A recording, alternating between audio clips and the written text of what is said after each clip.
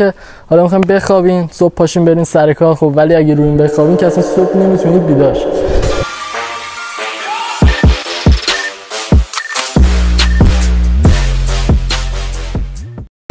بچه‌ها سلام، چطورید؟ اومدم بهتون طرز استفاده بین بگا رو بگم. بچه‌ها از بین بگای خوشگل ما میتونید به دو صورت، دو مدل استفاده کنید. مدل اول اینه که حالا میخوایم بخوابین صبح پاشین برین سر کار، خب ولی اگه روی این بخوابین که اصلا صبح نمیتونید بیدار شید. این مدلیه، میخوابی صبح پا میشی استراحت میکنی. این یه مدل. حالا مدل دوم چجوریه بچه‌ها؟ بین بگو اینوری میکنی راحت مثل صندلی بشه بچه، راحت این مدلی مثل صندلی میشه، میتونید روش گیم بزنید، نمیدونم چایی بخورید، مایی بخورید و این داستانا، راحت مثل صندلی. پس دو مدل میشه از این بین بگا استفاده کرد بچه.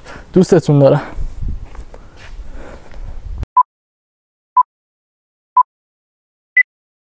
صبح تا شب صبح